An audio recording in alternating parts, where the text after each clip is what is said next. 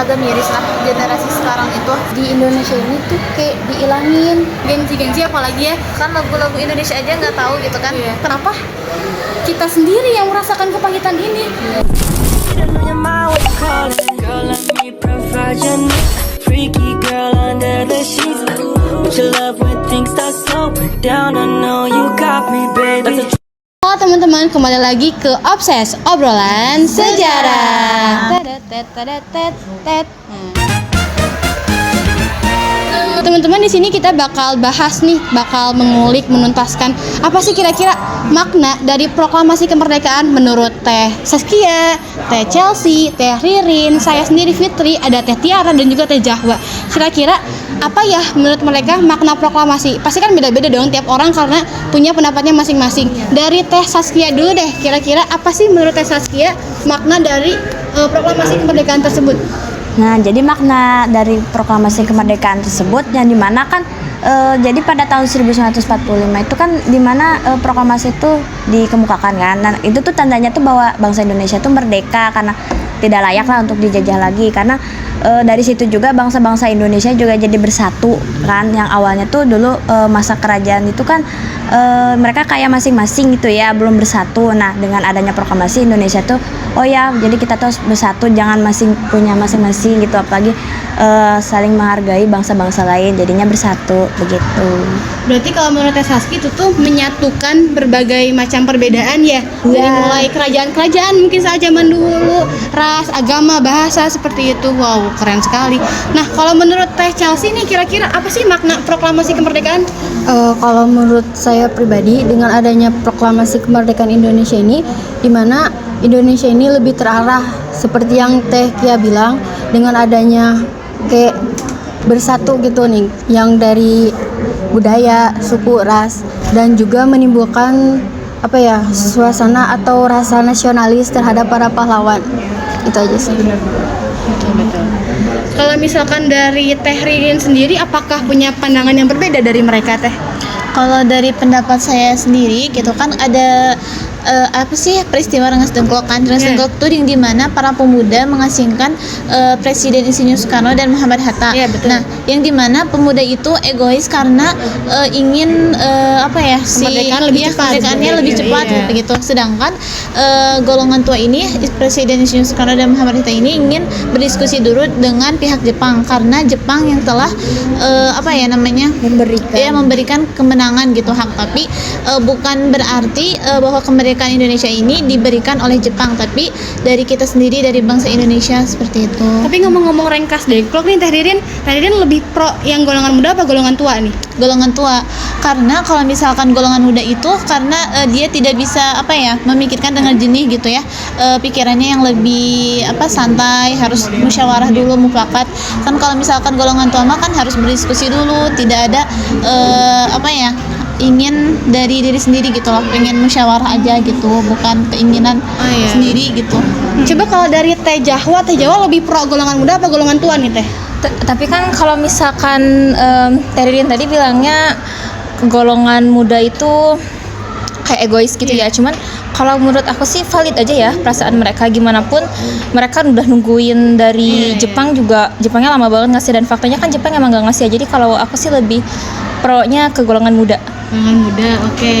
Di sini kita bisa lihat teman-teman ada dua pro dan kontra ya terhadap golongan muda. Coba kalau dari Teh Tiara nih, pro-nya golongan mana? Muda apa golongan tua nih? Kalau bagi saya mah golongan tua ya. Kenapa? Karena kalau kita ada suatu problem atau masalah gitu ya, kita tuh harus diomongin secara baik-baik dulu. Nggak harus ambil tindakan lebih cepat. Jadi kita tuh harus diskusi dulu terlebih dahulu gitu. Seperti itu. Iya. Ada kalau misalkan makna proklamasi menurut Teh Tiara apa nih kira-kira? Makna proklamasi bagi saya itu karena jujur saya dari pemikiran saya sendiri, karena bagi saya kemerdekaan itu sebagai lambang atau simbolnya Indonesia kan. Iya, bener betul banget. sekali, betul. Ya, 17 Agustus 1945 itu ditandai sebagai hari kemerdekaan Indonesia ya. Jadi teringat yang tadi Teteh Ririn bilang kalau di masa-masa Rengas Dengklok. Itu kan itu kan masih masa-masa proklamasi ya. Dan itu tuh jelas kalau pengumuman proklamasi itu masih bisa dibilang masih dari mulut ke mulut. Iya, Ya, betul. bahkan radio juga susah karena kan masih di naungan Jepang ya. Iya, Ya, betul, masih betul. dipegang Jepang. Nah, terus bagi saya tuh lambang kemerdekaan itu memang jadi salah satu makna bagi saya karena jujur itu tuh sebagai salah satu alat kemajuan sebagai ya alat kemajuan bagi Indonesia ini. Gimana cara kita nanti jadi orang yang bermusyawarah sama orang lain gitu. Karena kan jujur pas zaman Jepang bilang ada pas kemarin pas saya ujian ya ada yang bilang gini pernyataannya, apakah Indonesia tidak akan merdeka tanpa Jepang? Jawaban saya tidak. Karena Indonesia tuh berdiri dengan usahanya sendiri, bukan dengan usaha Jepang. Walaupun ada perang-perang Putra Hiho gitu-gitu ya, perang gratis. Walaupun si Jepangnya kena pengkhianat, jadi dihianati oleh si pemuda Indonesia, tapi tetap aja gitu ya. Kita tuh berdiri sendiri, bukan tanpa bantuan inilah, bantuan itulah, enggak ya. Jujur bagi saya Indonesia tuh emang keren lah, karena inget sama tokoh-tokoh zaman dahulu gimana susah payah perang ini perang itu, perang kecil-kecilan, bahkan ada yang ngumpet-ngumpet di gunung, di perumahan buat Gerakan bawah tanah ya. iya bener banget. Bahkan saya tuh pernah dengar kalau Hatta itu pernah kasih surat pesan gitu buat pemuda-pemuda Indonesia yang sedang berperang. Itu tuh isi suratnya itu kayak kalimat-kalimat semangat biar si jiwa-jiwa pemuda itu Lebih bergelora iya gitu lebih kan. Iya, berapi-api lah, betul. lebih semangat gitu. Semangat. Iya bener banget. Berarti memang sangat berperan penting sekali tokoh-tokoh zaman Emang, dulu ini. emang. Makanya saya bangga ya, salah satu inget banget sama perang gerilya karena dia tuh belum ada banget senjata yang memang senjata yang oke. Jadi itu tuh masih perang kecil-kecilan. Jadi masih perang batu lah, lempar-lempar batu. Karena itu tuh yang buat si Jepang tuh kewalahan. Oh. Iya, jadi perang-perang kecil tuh yang buat karena kan itu tuh perang gerilya tuh emang wah mantep banget lah pokoknya. Jadi memang aksi sekecil apapun dari kita tuh bakal berpengaruh gitu Iya, kan. itu tuh pakai kecerdasannya pemuda Indonesia. Tadi zaman itu. Tadi juga kata Teh Fitri kan tokohnya itu berperan penting. Kalau misalkan nggak ada mereka juga bisa jadi kita masih dijajah. Kita nggak tahu apa yang terjadi Iya. sampai sekarang. Betul banget. Kalau dari Teh Jahwa nih kira-kira makna proklamasi itu apa tuh Teh? Bagaimana Teh? Jadi kan sebenarnya proklamasi itu nggak cuman kayak sekedar baca teks doang kan. Sebenarnya maknanya itu kan dalam yang nggak lebih dari itu, lebih dari sekedar baca teks doang. Soalnya tuh baca teks proklamasi juga itu bisa dibilang awal dari kemerdekaan kita ya, bahkan awal dari kehidupan kita. Karena kalau misalkan nggak proklamasi nih, nggak ada kemerdekaan, terus belum tentu ya masih ada Indonesia. Pokoknya antara dua ya, Indonesianya itu masih dijajah terus di bawah identitas bangsa lain, atau bahkan nggak ada sama sekali ya Indonesia, beneran ya udah nggak ada gitu Indonesianya. Nah, dan itu juga jadi identitas kita sendiri ya, jadi kayak nandain kalau ini loh Indonesia tuh bisa merdeka sendiri, beneran berjuang sendiri ya, biarpun sebelumnya dikasih embel-embel bakal dikasih hadiah sama Jepang buat merdeka, tapi kan enggak ya, beneran pure loh sendiri perjuangan kita, air mata, keringat, bahkan darah para manusia zaman dulu gitu. Iya. Kita paksakan juga buat membela negara juga mau balas juga kan bisa kan memang di sama Di bawah naungan. Iya, terus kalau misalkan nggak ada proklamasi juga, kita tuh tetap kan di bawah negara lainnya, dan ya kita disuruh-suruh gitu kan. Kalau misalkan misalnya dibacain kan nih proklamasinya, kitanya merdeka, dan ya udah jadi selain jadi identitas bangsa tuh nandain kalau Indonesia tuh udah gak bisa lagi dijajah. Indonesia tuh udah gak bisa lagi disuruh-suruh sama negara lain, sama orang lain udah gak bisa lagi Udah berkuasa bebas lah. gitu ya, udah bebas, beneran bebas. Udah bisa menentukan arah tujuannya masing-masing nggak sih sekarang? Iya. Terus yang kayak tadi kata Teh Chelsea juga bisa ningkatin rasa nasionalisme ya kan, tadi perjuangan ini ya para tokoh-tokoh dulu gitu dengan ngorbanin segala hal, bahkan harta benda juga yang kan bisa mereka korbanin kan. Nah itu kan jadi apa ya, nandain juga kalau misalkan orang tuh seberjuang itu loh buat Indonesia. Masa sih kita sekarang kayak iya kan nggak ikut upacara gak ikut berpartisipasi, kita malah ya udah biasa aja gitu. Toh orang zaman dulu aja, masa kita gitu aja sih. Sebenarnya kita sebagai generasi muda ya harus bisa mempertahankan. Iya, Gen Z Iya. Tidak hanya tadi itu tidak hanya harta benda juga ya, tapi juga kan nyawa, Iya, nyawa. keluarga, anak, istri, ayah segala Iya, macam. keluarga mereka Iya. yang meninggal. Iya. Jadi keinget keluarga mereka yang disiksa oleh para penjajah, padahal kan mereka tidak tahu apa-apa ya, dan ternyata sekeren itu perjuangan untuk memproklamasikan kemerdekaan. Bisa ya tadi kata Teh Chelsea kan Iya. bisa numbuhin rasa nasionalisme kita dengan upacara sih. Kalau kita kan masih pelajar ya, nggak usah jauh-jauh lah upacara gitu. Gimana tanggapan Teh Jahwa ngelihat banyak anak pelajar yang susah buat upacara zaman sekarang nih? Tanggapan Teh Jahwa bagaimana? Itu pertama kan perilaku tak terpuji ya. Iya. Soalnya masa kalian gak inget sih gitu loh perjuangan Para pahlawan. para tokoh. Tapi kalau misalkan mungkin kalian mikir itu kan tokoh bukan keluarga saya, tapi kan masa kalian gak inget sih buyut kalian. Gimana pun kan keluarga kita dulunya itu kan ikut ini ya, berpartisipasi juga gitu. Kalau nggak ada mereka kita nggak akan lahir gitu. Ya kan tanpa mereka kita Masih di iya, bahkan mungkin ya nggak ada Indonesia gitu. Apa nggak kasihan ya mungkin arwah-arwah mereka melihat ya ampun gini banget ya generasi zaman sekarang untuk ikut upacara aja nggak mau, padahal kan upacara tuh nggak ngorbanin darah mereka gitu ya. Ya cuman sekedar berdiri ya, mungkin capek doang ya, pegel keringetan, tapi kan nggak yang sampai kali kitanya dibunuh misalkan atau luka-luka kan harus ngelawan. Terus kalau misalkan menurut Teh Tiara, kalau misalkan ada orang yang gak mau ikut upacara itu apakah termasuk gak cinta sama tanah air, Teh? Saya masih cinta tanah air, tapi mereka tuh masih acuh dengan yang upacara. Karena jujur itu tuh kan kita mengenang para tokoh ya. Iya betul. Bahkan inget banget sedihnya mereka pas mereka dapat kabar kalau mereka itu zaman dahulu merdeka gitu. Jadi kalau sekarang karena banyaknya Gen Z ya, saya tidak menyalahkan Gen Z juga, tapi memang lihat secara langsung gitu ya. Kalau mereka tuh acuh aja gitu, mereka masih banyak yang ngaca pas upacara, masih banyak yang ngobrol. Mereka tuh ya sama aja gitu, mereka tuh nggak menghargai para tokoh, tapi mereka tuh masih cinta tetap, tapi ya emang nggak ngehargain aja gitu. Bagi saya seperti itu. Kadang saya juga suka sedih gitu kalau misalkan ngeliat pas upacara banyak banget, apalagi pas bagian amanat atau menyanyikan lagu kan pada ngobrol kan. Apalagi kalau saya tuh suka merinding Teh kalau pas upacara nyanyi lagu bareng-bareng tuh kayak lagu Satu Bangsa Tanah Airku. Pas Lagu itu juga iya, menggambarin kondisi iya, saat itu pas kan. terdengar semua satuan paduan suara satu sekolah ini nyanyi, jadi kayak wah merinding nih, langsung keinget perjuangan gimana para pahlawan. Apalagi misalkan pas bendera mau dikibarin kan, kayak kebayang gak sih dulu mah susah banget buat ngibarin bendera, boro-boro ngibarin gitu kan, ketahuan aja langsung ditembak sama penjajah. Tapi sekarang kita bisa dengan bebasnya gitu mengibarkan bendera dengan takut lagi iya, nggak perlu takut sembunyi-sembunyi di bawah kolong kasur kan ya, kalau kata orang zaman dahulu mah lampunya dimatiin segala macam pas banyak perang. Bahkan sampai bendera dirobek ya. Iya. Jadi kita harus bersyukur lah ya di zaman sekarang yang memang udah merdeka, tinggal dengan cara tinggal enaknya aja tuh kata Ririn juga Tinggal Teh ya. makin majuin aja Indonesianya. Iya, Kita tinggal mempertahankan aja. mempertahankan. Iya betul. Ih keren-keren pandangan-pandangan menurut Teteh. Oh iya, kalau menurut saya apa makna dari proklamasi kemerdekaan? Menurut saya sebuah proklamasi itu adalah sebuah gerbang, sebuah pintu yang membukakan sebuah awal di mana adanya kebebasan.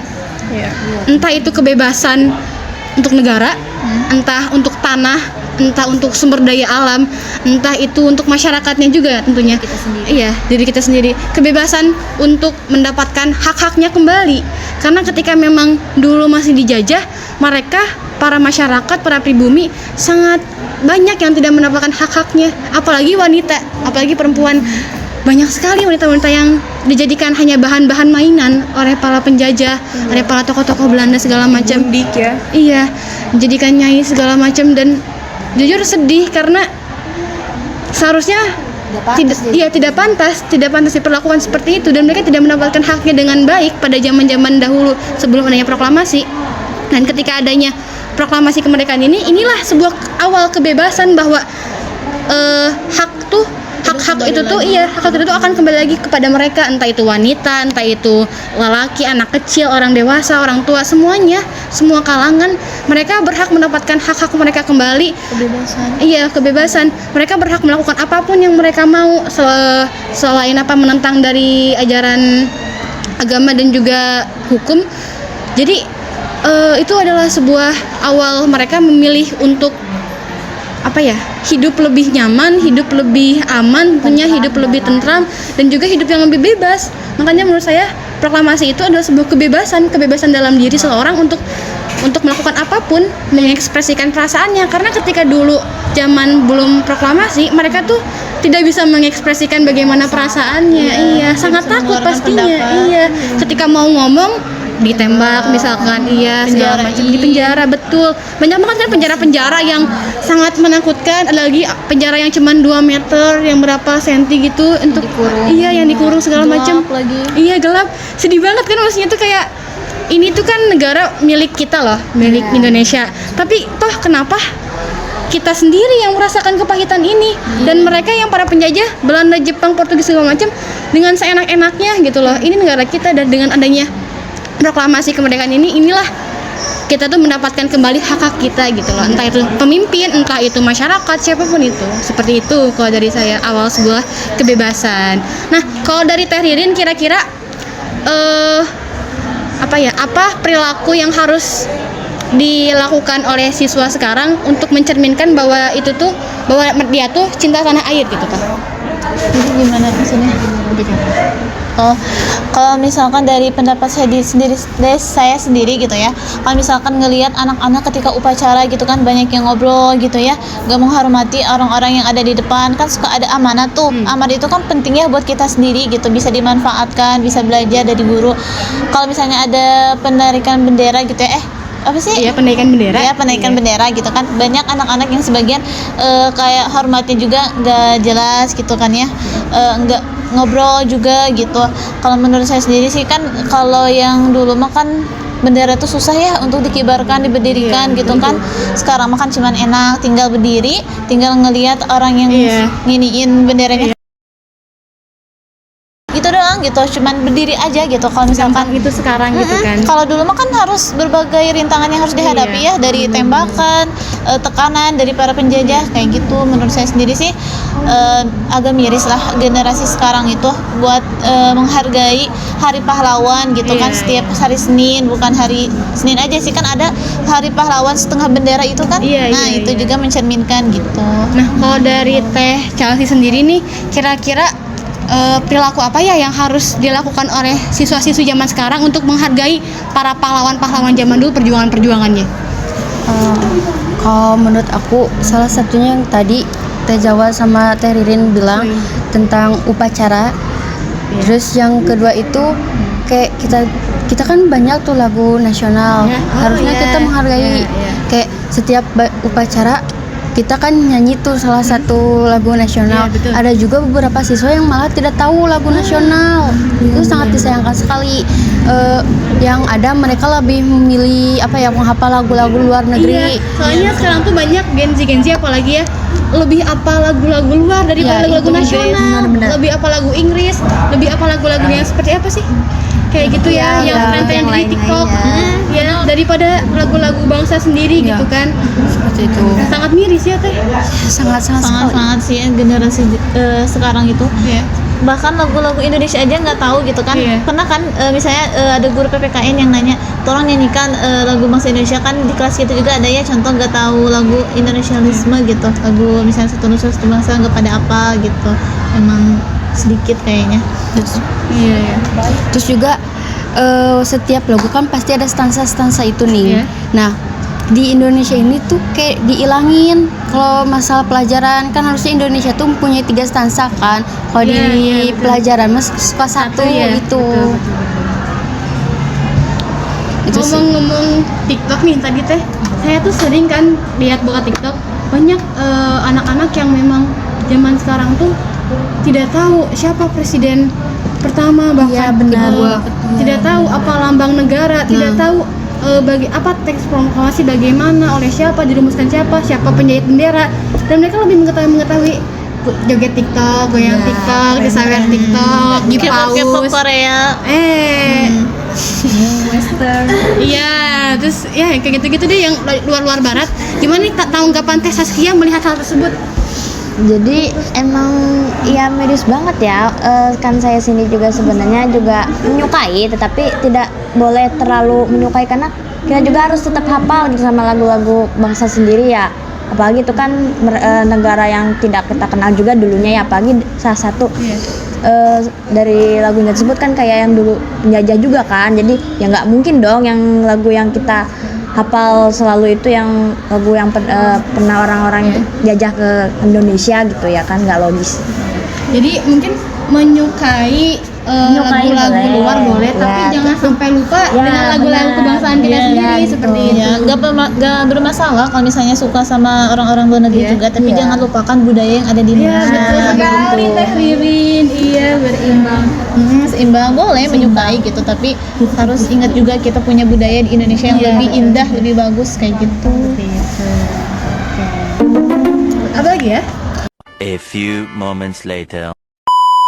Nah, teman-teman bener banget nih. Jadi makna dari proklamasi itu kan berbeda-beda ya, tapi tetap sama kok ujungnya. Kata tadi dari Teh Saskia, proklamasi itu adalah sebuah pemersatuan, menyatukan berbagai macam perbedaan. Dari Teh Chelsea, dengan adanya proklamasi itu bakal lebih terarah. Dari Teh Ririn, jadi tidak akan banyak yang egois. Dari Teh Tiara tadi, proklamasi itu adalah sebuah lambang kemerdekaan atau simbol kemerdekaan Indonesia. Dari Teh Jahwa tadi, proklamasi itu adalah sebuah awal dari kehidupan yang baru. Dan dari saya tadi, proklamasi itu adalah sebuah pintu atau gerbang kebebasan bagi masyarakat dan juga isinya. Teman-teman, jadi apapun yang kita ucapkan walaupun berbeda-beda, intinya tetap sama. Proklamasi itu adalah sebuah awal atau gerbang di mana kita tuh menghadapi kehidupan yang baru dan lebih layak lagi, seperti itu. Nah, mungkin teman-teman cukup sekian ya podcast kami hari ini. Sampai jumpa di podcast Obses, obrolan sejarah nanti lagi. Bye bye.